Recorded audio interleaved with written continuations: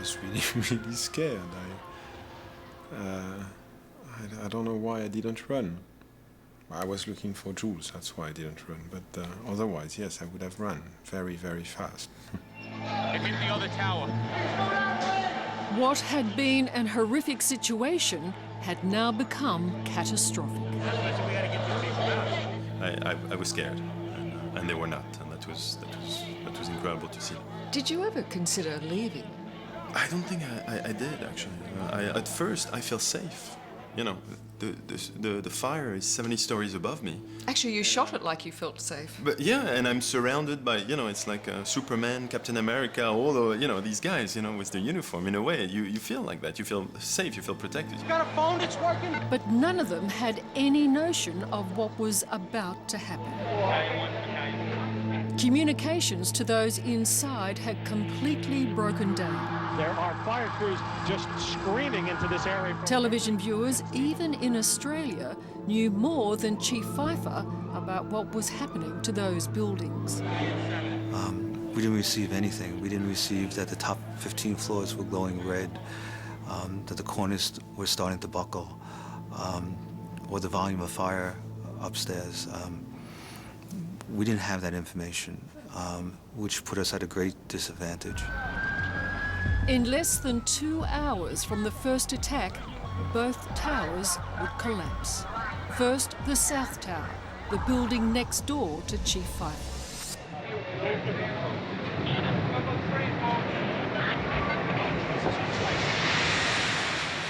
We thought maybe part of the plane fell from the roof and was crashing through the windows.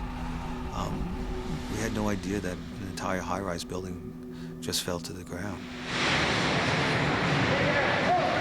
It sounded exactly like a train coming at high speed towards you. And then everyone starts running. So I just, you know, follow the crowd, start running, turn the corner, start going up an escalator, and stopped and said, "What am I doing? Why am I running? Clearly, this is death coming for you."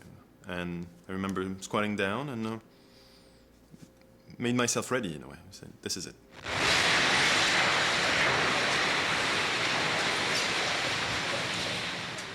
And then extremely quiet, nothing. And remember someone said, you know, "Is everybody okay?" Everybody all right? Yeah, I'm okay. All units, evacuate the building. In the dust and confusion, Chief Pfeiffer finds a way out, but not out of danger. Hey, let's move! Come on, officer! It wasn't long before they heard that freight train sound again. The North Tower was collapsing. And there I realized, okay, that's what that sound means, and I start running.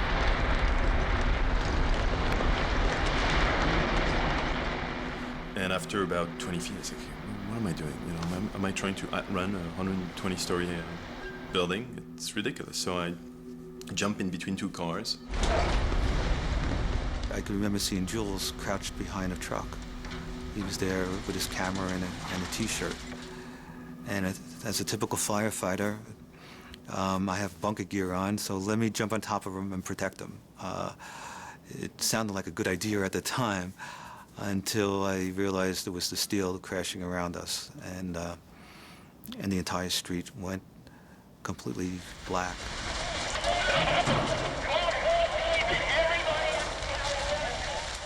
And the noise of the firefighters talking on the radio went silent.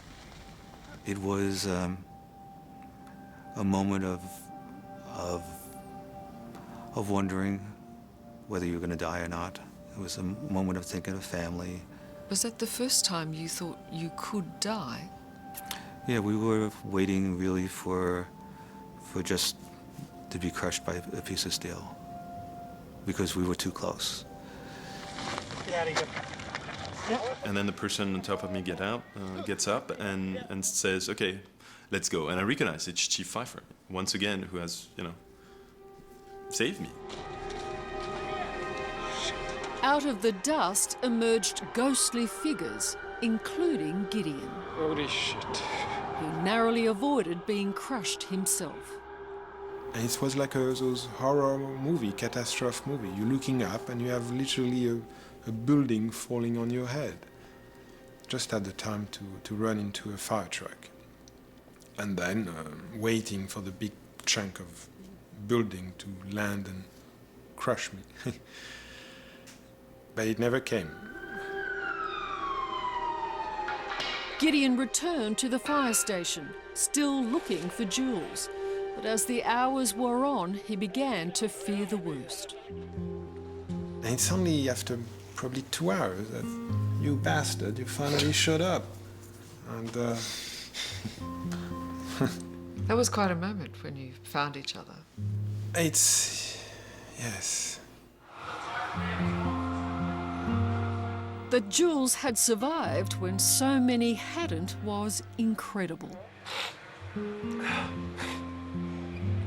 That, he says, was because of one man, Chief Pfeiffer. Well, he's my hero. Chief Pfeiffer saved my life over and over, and I owe him the fact that I'm here right now. There's no doubt that Chief Pfeiffer is a hero, but it is a label that sits most uncomfortably.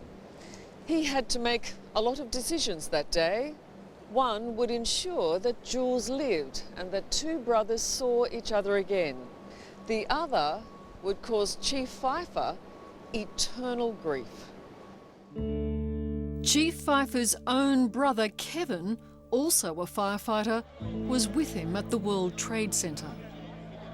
We looked at each other, and there was a look of concern, wondering if neither one of us was going to be okay. And then I told him to go up, as I told the other firefighters, go up to the 70th floor and to evacuate people along the way. And I could remember him turning around, going to his firefighters, Engine 33, and walking upstairs, and that was the last time that I saw Kevin. Kevin Pfeiffer was one of 343 firefighters who died that day. Men laden with gear who ran up the stairs of two burning buildings when everyone else was trying to escape. What happened to firefighters that day? Firefighters realized we weren't Superman, and Superman couldn't fly. We always think of ourselves as doing the impossible. And that day we realized we couldn't save everyone. 10 years on, and the site of the World Trade Center is still a massive construction zone. 2 large reflection pools have been built in the footprints of the towers. No one who is old enough to remember will ever forget the events of that day, least of all 2 French brothers. The moment you're confronted by your own mortality, it has to change you, in different ways. I think for me it was realizing, that how precious life is, and I was engaged for a while with my fiancée, and we looked at each other that night and said, what are we waiting for? We're here, we're alive. What's the point of waiting? And got married a few months later. And for you, Gideon? Well, same. A few months later, I got divorced. That's impressive. For Chief Pfeiffer, 9/11 has never ended. He now heads New York Fire Department's Counter-Terrorism Center. And he recognises the horror of that day wasn't confined to America. See, that day, people died from 90 different countries. We all experienced it. If I asked what you were doing that day, I'm sure you could tell me exactly what you were doing, who you were with, and what you were feeling. I think we all felt that across the world. So 9/11 was really of the world coming together.